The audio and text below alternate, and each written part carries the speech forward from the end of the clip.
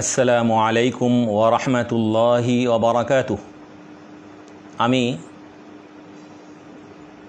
Doctor Khalilur Rahman Khan আজকে কথা বলতে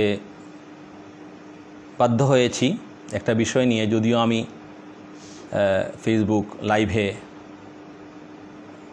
খুবই কম আসি, তারপরও বলছি যে একটা বিষয় হলো যে আমি কিশোরগঞ্জের ঐতিহ্যবাহী পাগলা মসজিদ এর বিষয়ে কিছু কথা আমি কাগজে ছেপে প্রকাশ করেছি। সেই কাগজের বিষয়টা অনেকের কাছে হয়তো বা অস্পষ্ট, বা অনেকে হয়তো এই বিষয়ে নানা রকম মন্তব্য পক্ষে বিপক্ষে পর্যালোচনা করছেন। তো আসলে যা লেখা হয়েছে এত সুস্পষ্ট বিষয় যে এই বিষয়ে কথা বলার কোনো আর প্রয়োজন আমি মনে করি না। তারপরও আমি আপনাদেরকে বিষয়টা আর একটু স্পষ্ট করার জন্য বলছি। ঐতিহ্যবাহী পাগলা মসজিদ আমাদের কিশোরগঞ্জের গর্ব, এরপর সারা বাংলাদেশের গর্ব।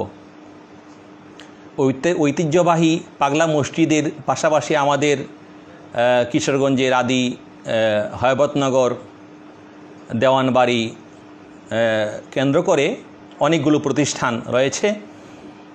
তন্মধ্যে আমরা হয়তো অনেকে অবগত নই যে নরসিংদীর বেলাবো কেন্দ্রীয় জামে মসজিদ, সেটিও হয়বতনগর দেওয়ানবাড়ির দেওয়ান আব্দুল মান্নান দাদ খান, যিনি ঐতিহাসিক শুলাকিয়া মাঠ লিখিতভাবে ওয়াকফ করেছেন, তার মা সৈয়দা আয়েশা খানমের অবদান।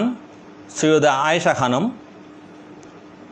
যাকে দেওয়ান আয়েশা খানম বলা হয়, তিনি নরসিংদীর অনেক জায়গা জমির জমিদার ছিলেন।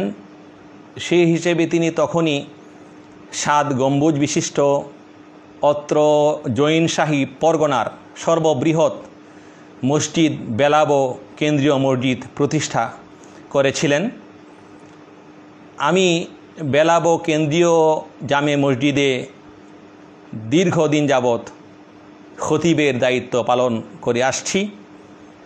সেই হিসেবে আমার অধিকার রয়েছে শুধু কিশোরগঞ্জের অধিবাসী হিসাবে নয়, আমি এত সংশ্লিষ্ট একটি প্রতিষ্ঠানের কমিটিরও একজন গুরুত্বপূর্ণ ব্যক্তি। আমি কথা বলতে বাধ্য হয়েছিলাম বিগত সময়ে ঐতিহাসিক শুলাকিয়া ঈদগাহ মাঠকে খর্ব করে, এবং অনধিকার চর্চা বলবো যে বেআইনিভাবে সেই মাঠের মধ্যে একটি মসজিদ নির্মাণকে কেন্দ্র করে আমি প্রতিবাদী হয়েছিলাম। আমি এটা নিয়ে মোটামুটি লেখালেখি করেছি এবং এক সময় ফেসবুকে কথাও বলেছিলাম। তো আলহামদুলিল্লাহ সুম্মা আলহামদুলিল্লাহ, অনেক সময় দেখা গেছে গুরুত্বপূর্ণ কোনো কথা যখন লিল্লাহি আল্লাহর সন্তুষ্টির জন্য বলা হয়, সেটা আল্লাহ কবুল করেন। তো কিশোরগঞ্জের রাজনৈতিক নেতৃবৃন্দ, মাননীয় সংসদ সদস্যবৃন্দ এবং অনেকেই আমার সঙ্গে একমত পোষণ করেছেন। এর প্রেক্ষিতে শুলাকিয়া মাঠকে খর্ব করে সেখানে ওই মসজিদটি স্থাপিত হয়নি, এবং এর পরবর্তী সুরাহা আমি কর্তৃপক্ষকে ফেসবুক লাইভে সুস্পষ্ট ধারণা দিয়েছি যে ওটার সমাধান আমার কাছে আছে, এবং আমি সেই বিষয়ে তাদেরকে সহযোগিতার আশ্বাস দিয়েছি। সুস্পষ্টভাবে আপনাদের জানা দরকার, শুলাকিয়া মাঠের মসজিদ না হলেও সেই মসজিদের জন্য স্থান দেওয়া এবং সেখানে মসজিদ পুনর্নির্মাণ করার জন্য 50 কোটি টাকার বাজেটের কথাও আমি আশ্বাস দিয়েছি, যা আমি সংগ্রহ করতে সক্ষম ছিলাম। কিন্তু জানি না কী কারণে কর্তৃপক্ষ আমাকে এই ব্যাপারে সহযোগিতা করার সুযোগ দেননি। এরপর ইদানিং যে বিষয়টি আমার দৃষ্টিগোচরে এসেছে, ঐতিহ্যবাহী পাগলা মসজিদ ফান্ডের কোটি কোটি টাকার অপ্রাসঙ্গিক ব্যয় বন্ধ করুন, এই শিরোনামে একটি বিজ্ঞাপন লিফলেট আমি প্রকাশ করেছি। এটা হলো যে কিছুদিন যাবৎ আপনারা শুনেছেন, পত্রিকায় বিজ্ঞপ্তি দেখেছেন এবং সেই বিজ্ঞপ্তির কপি আমার কাছে এখানে রয়েছে এবং জরুরি পাগলা মসজিদ সম্পর্কিত কাগজপত্র আমার ফাইলে আছে। সেখানে কিশোরগঞ্জ সদরের বিভিন্ন অলি গলি মহল্লায় নিরাপত্তার স্বার্থে সিসি ক্যামেরা স্থাপন অত্যন্ত গুরুত্বপূর্ণ এবং একটি আনন্দের বিষয় যে সিসি ক্যামেরা স্থাপন করলে আমাদের এখানে দুর্নীতি, চুরি, ডাকাতি, রাহাজানি, ছিনতাই, অপরাধ আশা করি কমবে, অথবা অপরাধীকে শনাক্ত করতে আমাদের জন্য, আমাদের পুলিশ প্রশাসনের জন্য খুবই সহজ হবে।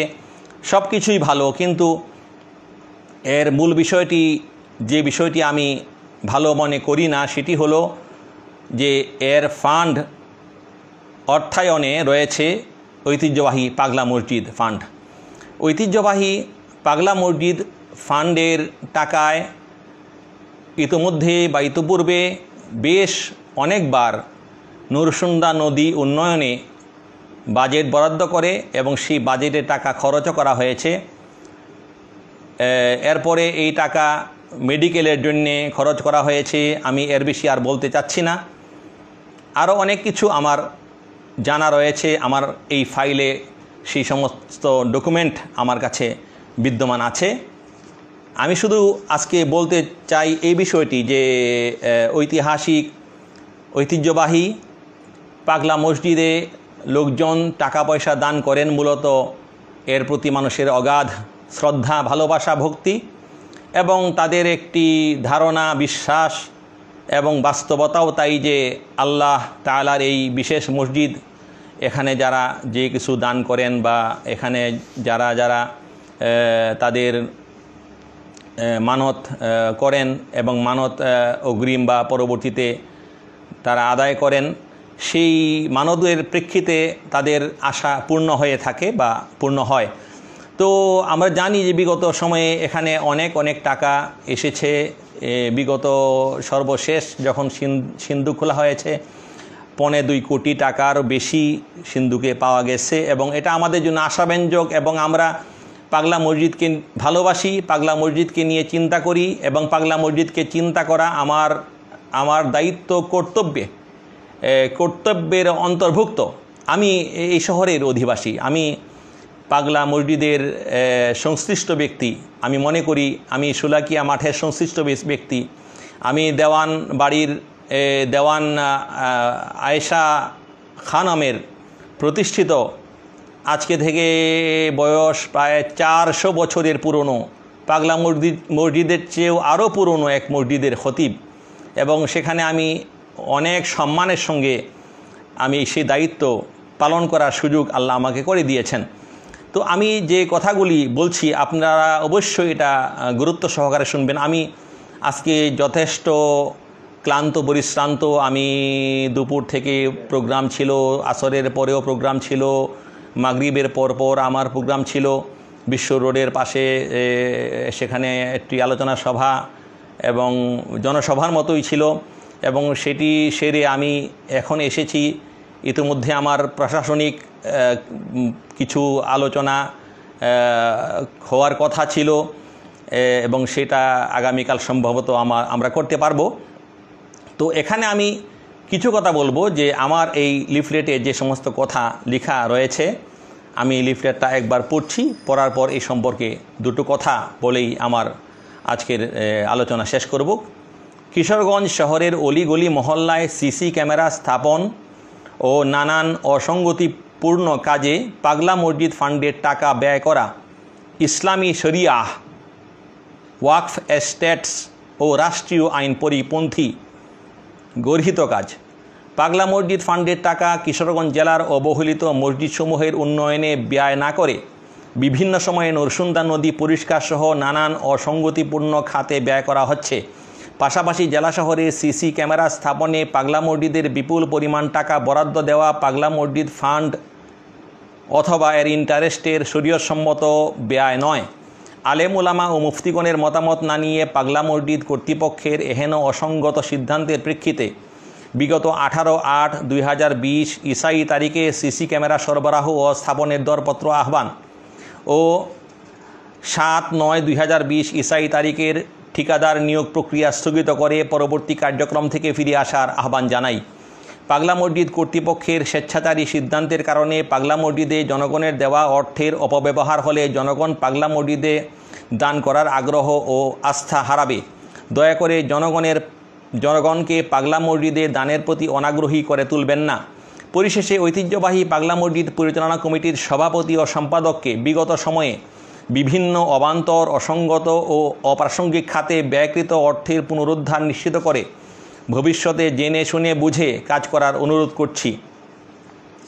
এই যে বিজ্ঞাপন আমি লিফলেট প্রকাশ করেছি, আমি জানা মতে এখানে কোনো একটি শব্দও ভুল না এবং কোনো শব্দের একটি বিষয়ও আমি ব্যাখ্যা দিতে পারবো না এমন না।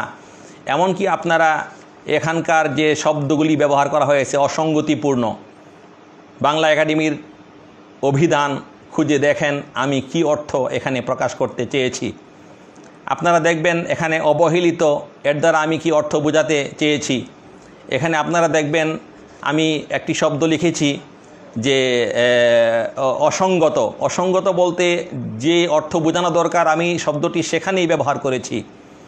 এবং আমি এখানে অবান্তর, অসঙ্গত ও অপ্রাসঙ্গিক এই সমস্ত শব্দগুলো আর অনেক শব্দই আমি এখন বলতে চাচ্ছি না, প্রত্যেকটা শব্দকে আমি এখানে নির্বাচন করে সুচিন্তিতভাবে আমি যা প্রকাশ করেছি এর মধ্যে কোনো শব্দের ভুল ধরার ক্ষমতা আশা করি কারণেই। তো আমি কোন অনুভূতিতে এটা প্রকাশ করেছি ফাওয়ায়েদে কুয়ুদ সহ এখানে কোনো কথা বাদ পড়েনি এবং কোনো কথা এখানে আবার লাগানোর সুযোগ আসলে নেই। তবে কেউ মনে করছেন যে আমি কেন এখানে ফতুয়া মাসালা মাসাইল প্রকাশ করলাম না।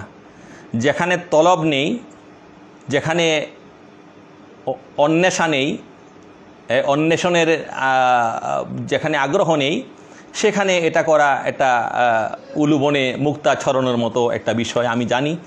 সেজন্য তবে আমার কাছে যে সমস্ত কিতাব রয়েছে আপনারা দেখতে পাচ্ছেন, এটা একটা গুরুত্বপূর্ণ কিতাব, যে কিতাবের সব ভলিউম আমার কাছে রয়েছে। এটা তুরস্ক থেকে প্রকাশিত, শুদ্ধ প্রকাশিত।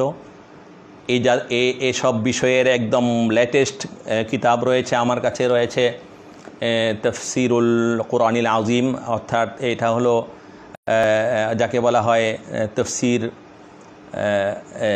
তফসিরে, এটা হলো আপনার একটা তফসির, যে তফসিরে আমি তফসির ইবনে কাসির বলে থাকি। আমি সবটা নাম আর পড়লাম না। তফসির ইবনে কাসির সর্বোচ্চ গ্রহণযোগ্য একটি তফসির আমার কাছে রয়েছে। তফসিরে তাবারি, এবং তফসিরে তাবারির পাশাপাশি আমার কাছে রয়েছে কিতাবুল ফিকহি আলাল মাযাহিবিল আরবাআ। এখানে আমার কাছে রয়েছে তফসির আল জালালাইন। এখানে আমার কাছে অনেকগুলো কিতাব রয়েছে, যে কিতাবগুলোতে আমরা এর সর্বোচ্চ ফতুয়া এখান থেকে আমরা সংগ্রহ করতে সক্ষম যে কোনো সময় ইনশাআল্লাহ। এটা আমার কাছে রয়েছে। এখানে আমার কাছে হাদিসের মানে মৌলিক সমস্ত কিতাব এখানে আমার পাশে রয়েছে। আমার পিছনে যে কিতাব রয়েছে প্রত্যেকটা কিতাব দুষ্প্রাপ্য, এবং এখানকার অর্ধেক কিতাব দুষ্প্রাপ্য। এবং আমি আল আজহার বিশ্ববিদ্যালয়ের পাশাপাশি তুরস্কের বিভিন্ন বিশ্ববিদ্যালয়ে, উম্মুল কুরা বিশ্ববিদ্যালয় এবং মদিনা বিশ্ববিদ্যালয়, জামিআতুল ইমাম মুহাম্মদ বিন সৌদ আল ইসলামিয়া, কিং সাউদ ইউনিভার্সিটি সহ দারুল উলুম দেওবন্দ এবং করাচি বিন্নুরি টাউনের যে জামিয়া ইসলামিয়া, পাশাপাশি এখানে ওই দেশের জামিয়া ফারুকিয়া সহ আমার কাছে অনেক সংগ্রহ আছে। আমি সমস্ত সংগ্রহ যদি আলোচনা করি, আমি আশা করি এটা হবে একটা জাতীয় পর্যায়ের আলোচনা। আমি এত কিছু বলতে চাচ্ছি না, আমি শুধু বলতে চাচ্ছি যে আমার কাছে রয়েছে এখানে তাফসিরে মারিফুল কোরআন। আমি এখান থেকে এখানে আয়াতও শেষে তেলাওয়াত করব আপনাদেরকে এটা বোঝানোর জন্য। তবে আমি বলি যে আমি ফতোয়া দেওয়ার জন্য প্রস্তুত, এবং আমি কি ফতোয়া দিব, কার সঙ্গে কার কথা। যারা কর্তৃপক্ষ কাজগুলি করেছেন তারা তো আমার দৃষ্টিতে একটা চরম প্রকারের ভুল করেছেন, এবং সেই ভুল যেন আর না হয় আমি চাই। অতীতে হয়েছে, এখনও হচ্ছে, এটা সম্পূর্ণ এই ভুলগুলি মুক্ত একটা সুন্দর পরিবেশ আমাদের কাম্য। আর যারা না জেনে বিভিন্ন কমেন্টস করছেন বা বক্তব্য দিচ্ছেন, যে আমি শুনেছি, আমি তো ফেসবুক ধরি না বা এটা আমি ব্যবহার করি না, তবে আমি যা শুনলাম যে কেউ বলছেন জনকল্যাণমূলক কাজে পাগলা মুরিদের টাকা ব্যয় করলে সমস্যা কী। আর এটা তো আরেক নির্বুধ এর কথা, যে কে জানে কি আর কি বলে। দুনিয়াটা তো এত আমাদের হাস্যকর মনে হয় যে যিনি বলেছেন তিনি তওবা করেন, এবং তিনি যে একজন বোকা, এটা তো আমি বললে এটা ঠিক হবে না। যেখানে আপনি জানেন না সেখানে কিসের কথা বলেন, কিসের জনকল্যাণ, কিসের কল্যাণ? জানেন জনকল্যাণ কাকে বলে? জানেন কল্যাণ কাকে বলে? আমরা অনেক কিছু চর্চা করি। আমি একজন ছাত্র বলেই আমি বই পুস্তক নিয়ে বসে থাকি, এবং আমাকে যারা বিব্রত করে বা অতীতে করেছে তারা বরঞ্চ অভাগা, এবং তারা আমি কি বলবো, তারা কিন্তু একটা শ্রেণী যারা বুঝে না, এবং তারা যে বুঝে না তাও তারা বুঝে না। আমি অনেকটাই আমার বিষয় বলতে সক্ষম হয়েছি।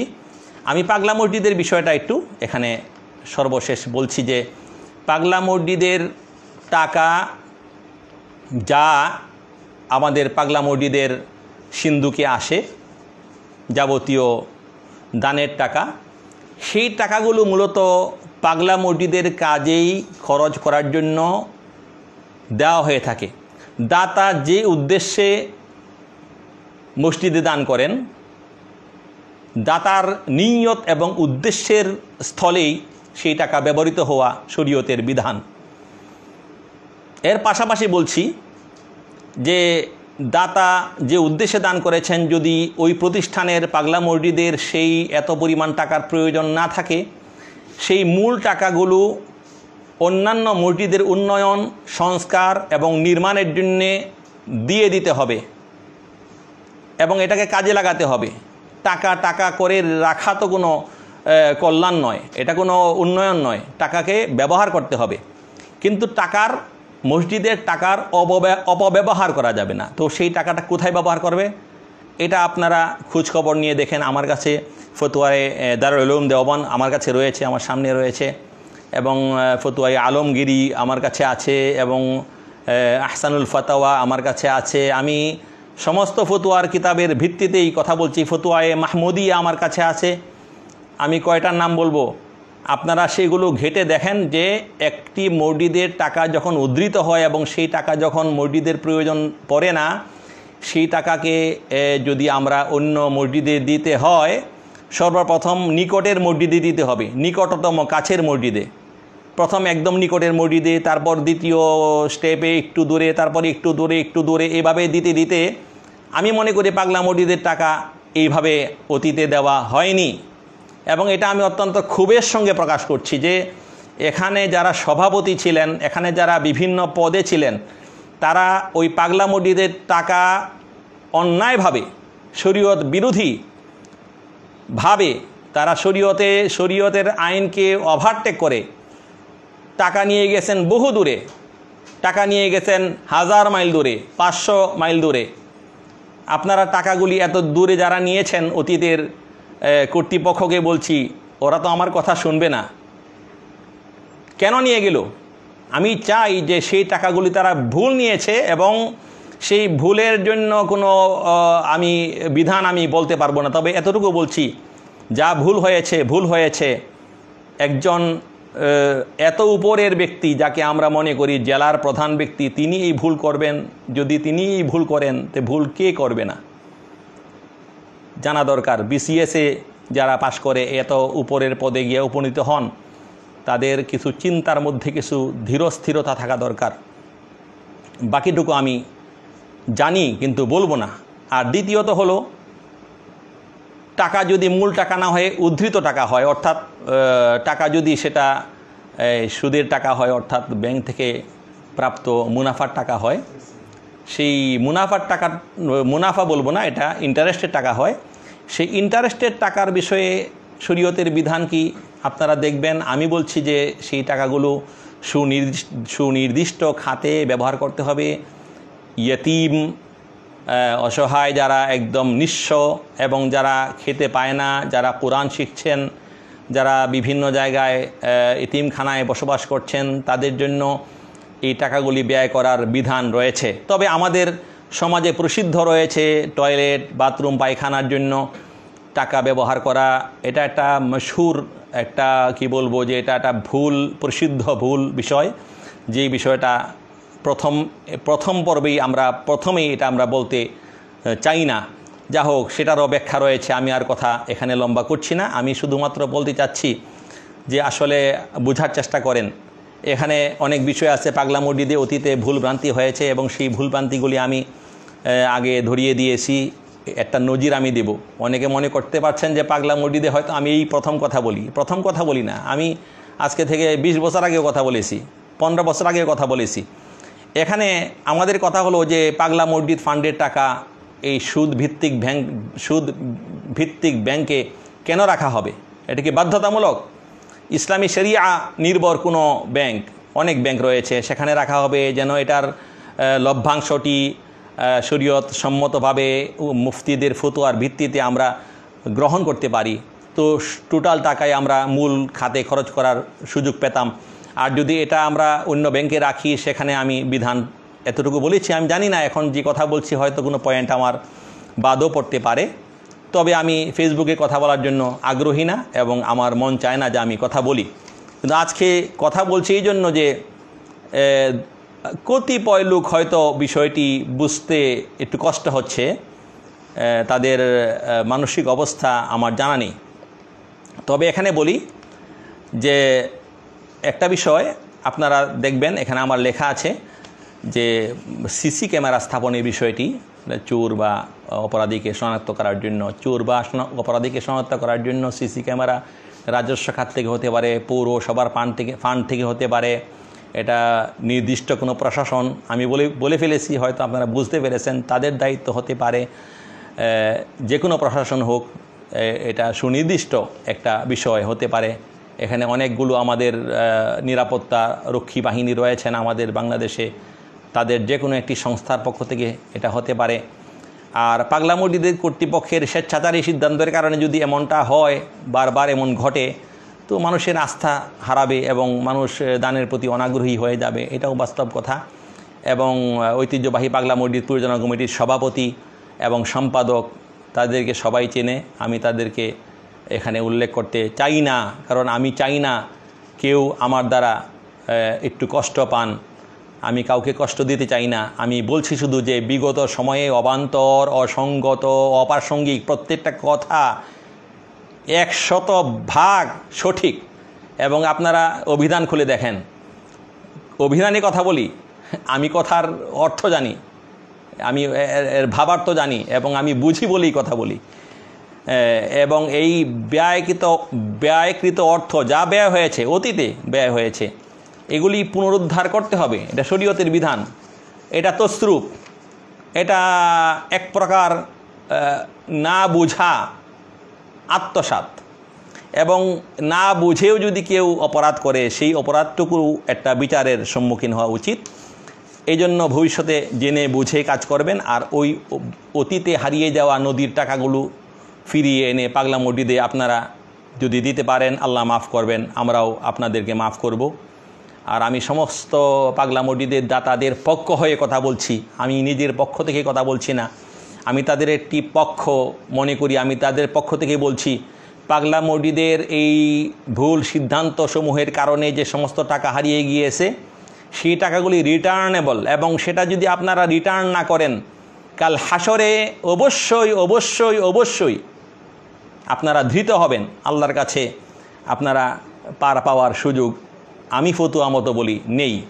তবে সেই টাকাগুলো ফিরিয়ে আনার জন্য পদক্ষেপ আপনারা নিন এবং আমার সহযোগিতা আপনারা এই ক্ষেত্রে নিতে পারেন। আমি বুদ্ধি দিয়ে আমার মাসআলা মাসাইলের দৃষ্টিকোণ থেকে আমি সমাধান পেতে আপনাদেরকে সাহায্য ইনশাআল্লাহ অবশ্যই আমি করব। আর আমি এখানে বিগত সময়ে পাগলা মসজিদের জন্য অনেক কিছুই করেছি।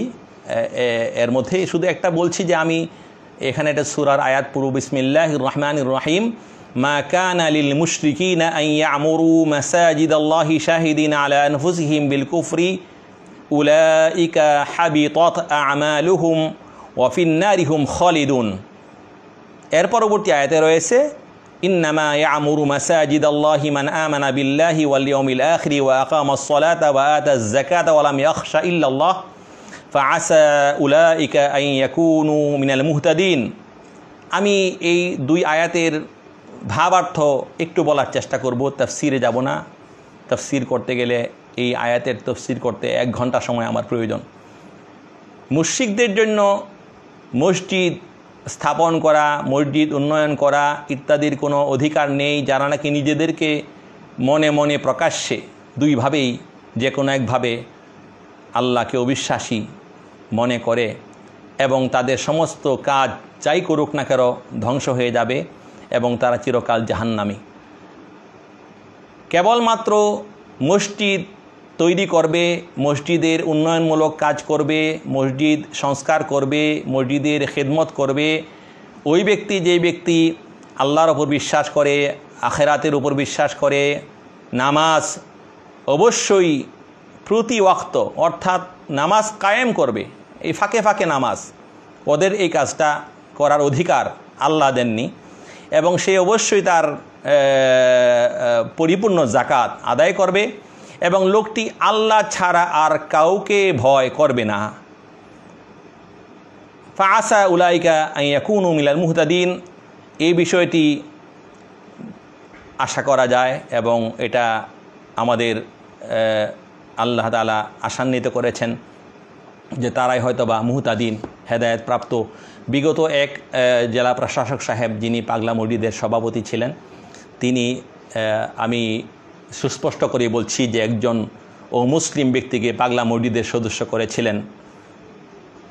আমি ভুল বলছি না, আমি অবশ্যই সঠিক কথা বলছি। আমি জানি না এই কিশোরগঞ্জে আলেমদের শহরে এই কাজটি কেমনে হলো, কে করলো, এটা একটা খুবই ভুল কাজ হয়েছে। এবং যখন আমার কাছে চাওয়া হয়েছে এই সম্পর্কিত ফতোয়া, ডিসি সাহেবের পক্ষ থেকে লোক এসেছেন, আমি এই আয়াতের তাফসীরটা সম্পূর্ণ লিখে পাঠিয়ে দিয়েছি। পরবর্তী সময়ে সেই ভুল থেকে তারা ফিরে এসেছেন। আমি জানি না আমার কথায় নাকি এমনিতেই আল্লাহই ভালো জানেন। তবে আমি পাগলা মসজিদের সঙ্গে নতুন সম্পৃক্ত ব্যক্তি নই। যারা এমনটা মনে করে, প্রশাসনের লোকজন মনে করছেন যে এই হুজুর আবার নতুন করে কথা বলতে শুরু করছে কেন, এমনটি নয়। আমি বিগত একজন ডিসি, তার নামও আমি বলবো না, আমি কাউকে বড় করতে চাই না, ছোট করতে চাই না, চিহ্নিত করতে চাই না। আমি তারাবির নামাজের পরে আমাকে তিনি তার অফিসে লোক পাঠিয়ে নিয়েছেন এবং আমাকে বলেছেন যে এই মাত্র কয়েকদিন পরেই ঈদুল ফিতরের নামাজ আপনি সুরাকিয়া মাঠে পড়াবেন। আজকে থেকে অন্তত 20 বছর আগের কথা, আনুমানিক বলছি। তো আমি তো সেই দিন নামাজ পড়ানোর জন্য আগ্রহী ছিলাম না, তিনি আমাকে বলেছেন। কিন্তু তখন সুলাকিয়া মাঠে নামাজ পড়ানোটা একটা যুদ্ধ ছিল এবং সেই যুদ্ধের মধ্যে আমি একজন যোদ্ধা বা একটি পক্ষের সেনাপতির দায়িত্ব পালন করতে রাজি ছিলাম না। যুদ্ধ করে নামাজ পড়ানোর পক্ষে আমি ছিলাম না। সেই জন্য আমি পরবর্তী সিদ্ধান্তের পরে, এই সিদ্ধান্তটি হওয়ার পরে যখন ইমাম নিয়োগের মিটিং হয়েছিল, সেখানে অনেক কিছু হয়েছিল, আপনারা অতীতের কথা তাদের স্মরণ আছে, জানেন। এবং তা আপনারা তো সেখানে আল্লাহ ছাড়া কাউকে ভয় করা যাবে না, আপনারা তো মানুষের ভয়ে সেখানে সিদ্ধান্ত দিয়েছিলেন এবং সেখানে আমি নামাজ পড়াইনি। তো আশা করি যে আমার কথাগুলি, বিষয়গুলো আপনারা বুঝতে পেরেছেন। এরপরও যদি কোনো মন্তব্য, কারো কথা থাকে, আমার সঙ্গে দেখা করবেন, বলবেন। আমি ভবিষ্যতে আরও এমন যে বিষয় নিয়ে কথা বলবো এমন আশ্বাসও দেই না, কারণ আমি কথা বলার লোক না। আমি পড়াশোনা করি, আমি আমার কাজ করি, তবে যখন অন্তিম মুহূর্ত হয় কথা না বলে পারি না। কেউ বলতে পারেন যে এখানে আলেমদের বিভিন্ন সংগঠন রয়েছে, সেই সংগঠনের পক্ষ থেকে এই দাবিটা করা হলো না কেন? আসলে কিন্তু ক্ষুদ্র থেকেই বস্তু বড় হয়। আমি অতি ক্ষুদ্র, আমি একটা বিন্দু, আমি একটা বালুকণা। আমি যখন কথা বলেছি এটা সবে শুরু। এখন যদি সমস্ত আলেমরা মুখ খুলেন আমি অনেক খুশি, এবং আমি চাই যে এই দায়িত্ব অন্যরা পালন করেন। আমার তো পালন করার কথা না, আমি তো একদম এই শহরে গণার বাহিরের মানুষ। তা আমি যদি কথা বলি এরপর ওনারা কথা বলেন, আমার বিষয়টা হলো স্মরণ করিয়ে দেওয়া, আর কিছু না। এবং শোলাকিয়ার বিষয়টি আমি স্মরণ করিয়ে দিয়েছিলাম, কিন্তু এই শহরের শীর্ষ আলেমগণ আমাকে সমর্থন দিয়েছেন, নীরব সমর্থন। আমি সবাইকে ধন্যবাদ জানাই এবং জাজাকুমুল্লাহ আহসানাল জাজা। এখনকার বিষয়টি অবশ্যই তারা সমর্থন দিয়েছেন, এতে কোনো সন্দেহ নাই। কারণ এখানে তো আমি ব্যক্তি না। লা তানজুর ইলা মান কালা বাল ইনজুর ইলা মা কালা, মানে কে বলেছে সেটা তো বিষয় নয়, কি বলেছি। আমি এখানে আপনাদেরকে অনেকগুলো কিতাব দেখিয়েছি, আমার সামনে কিতাবগুলো রয়েছে। আমি কিতাবগুলো আমি সামনে নিয়ে কথা বলছি এই জন্য যে আমার এটা পড়ার রুমে থাকে। আমি এখানে এনেছি শুধু বোঝানোর জন্য যে আপনারা যদি আমার কাছে আসেন আমি আপনাকে এক কাপ চা খাওয়াবো এবং কিছু বিষয় আপনাকে দেখাবো যে আসলে পৃথিবীর আইন কোথায় আর বাংলাদেশের আইন কোথায়। আমি বলি বাংলাদেশের আইনকে শ্রদ্ধা করি, এবং শ্রদ্ধা করে বলি বাংলাদেশের রাষ্ট্রীয় আইনে কোনো মসজিদ ফান্ডের টাকা, সেটা মূল টাকাই হোক ইন্টারেস্ট হোক, এটা কি অন্য কোনো খাতে নেওয়ার কোনো আইন আছে? থাকলে আমাকে দেখান। এটা তো প্রতিষ্ঠান, এটা একটা ইউনিট, এটা একটা বিন্দু, সেই বিন্দু থেকে অন্য বিন্দুতে টাকা গড়িয়ে যাওয়া তো একটা তসরুফ, এবং এটা অবশ্যই একটি অন্যায় কাজ, এবং সেই কাজটি তো হলো আপনার আত্মসাৎ। ওয়াকফ এস্টেটস, আপনি দেখুন ওয়াকফ এস্টেটসের আইনে এটা কোনো ক্রমেই তো আমি জানি না যে সম্ভব হতে পারে না। ওয়াকফ এস্টেট সম্বন্ধে আমার যথেষ্ট ধারণা আছে, কারণ বাংলাদেশের ওয়াকফ এস্টেটস টোটাল যেটা জাতীয় পর্যায়ে, সেখানকার একটি বিশাল দায়িত্ব, একদম বলবো কি প্রধান দায়িত্বটি পালন করেছেন আমার মরহুম পিতা, এবং তিনি অনেক গুরুত্বপূর্ণ দায়িত্বে ছিলেন, এবং সেটা আমাদের জানা আছে, পড়া আছে, শোনা আছে, বোঝা আছে। ইসলামী শরিয়ার কথা আর বলতে চাচ্ছি না। ইসলামী শরিয়ার সম্বন্ধে যারা এখানে মসজিদ কমিটিতে রয়েছেন তারা কতটুকু অবগত, আমার মনে হয় তারা অন্তত পক্ষে একজন আলেমের সমান অবগত হওয়ার তো কোনো প্রশ্নই আসে না। এবং আমার এই বক্তব্য শুনে অনেকে ভাবছেন হয়তো আমি আবেগ আপ্লুত নই। অনেকে ভাবছেন হয়তো আমি খুবই এখানে আমি বিক্ষুব্ধ নই। আমি সর্বশেষ দুটো কথা বলে আমার কথা শেষ করতে যাচ্ছি। একটি কথা হলো, আমি যে বিষয়গুলি এখন বললাম বা যে বিষয়গুলি বলতে চাচ্ছি, যদি আমার জিহ্বায় কোনো কথা পিছলে গিয়ে থাকে, আমি জানি না, এখন তো আমি লাইভ দেখছি না, আমি তো কথা বলছি। এছাড়া যদি আমার কোনো পয়েন্ট, আমার কোনো বক্তব্য, আমার এই লিফলেটে দেওয়া কোনো একটি কথা, অথবা আমার সামনে রাখা কিতাব থেকে বের করা কোনো ফতুয়া, বা আমি যে 2-4টা ব্যাখ্যা দিলাম ফতুয়ার আলোকে, এগুলো যদি কোনো ভুল হয়ে থাকে আমি লাইভে ক্ষমা চাবো। অপরপক্ষে পাগলা মসজিদের কমিটির সভাপতি, সম্পাদক এবং কর্তৃপক্ষকে বলবো, আপনারা অতীতে এবং বর্তমানে সিসি ক্যামেরা সহ যেই সমস্ত কাজ আপনারা করেছেন, অন্যায়ভাবে পাগলা মসজিদের টাকা ভুল খাতে ব্যবহার করেছেন এবং এটা অপব্যবহার করেছেন, যদি আপনারা আমাকে প্রমাণ করতে পারেন যে আপনারা অপব্যবহার করেননি, ভালো কথা, আই এম সরি। যদি এই কথাটা প্রমাণ আপনারা না করতে পারেন, জানি না প্রমাণ করবেন না, আমার কথায় তো আপনাদের যায় আসে না। যদি প্রমাণ করতে না পারেন বা কেউ যদি না বুঝেই মন্তব্য করেন, আমি বলবো যে আপনাদেরকে সমস্ত দাতাদের পক্ষ থেকে বলছি, আপনারা যতদিন পর্যন্ত সেই প্রত্যেকটা টাকা পাগলা মসজিদ ফান্ডে রিটার্ন না করবেন, আবারও বলছি, যতদিন পর্যন্ত সেই সমস্ত টাকাগুলো পাগলা মসজিদ ফান্ডে রিটার্ন না করবেন, ততদিন পর্যন্ত বিশাল দাতা গোষ্ঠী আপনাদেরকে অবশ্যই ক্ষমা করবে না, আল্লাহও ক্ষমা করবেন না। আমি চাই আল্লাহ সবাইকে ক্ষমা করেন এবং সেই ক্ষমা পাওয়ার জন্য অতীতের ভুলভ্রান্তি থেকে সরে আসেন এবং সেই টাকাগুলি অবশ্যই পাগলা মসজিদ ফান্ডে রিটার্ন করেন।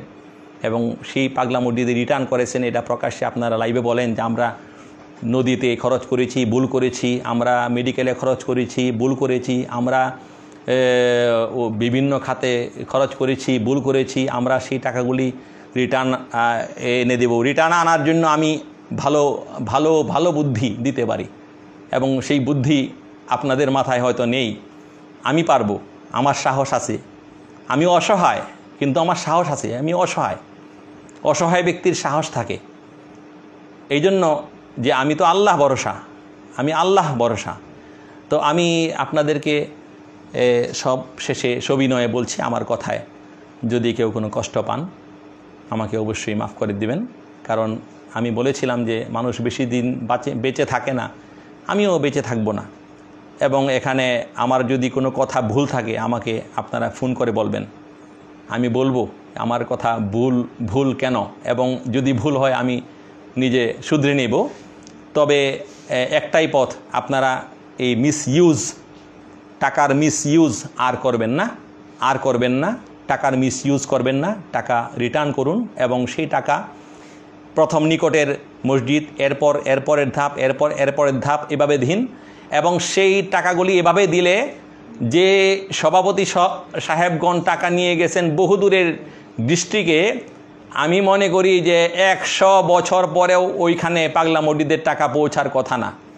কিন্তু আপনারা নিকটের বা কাছের লোকদের অধিকার নষ্ট করে দূরে টাকা নিয়েছেন, ভুল করেছেন। আমি পাগলা মসজিদের আভ্যন্তরীণ আর কোনো বিষয় বলবো না। সবার কাছে দোয়া চাই এবং আমি মাফ চাই। আসসালামু আলাইকুম ওয়া রাহমাতুল্লাহি ওয়া বারাকাতুহু।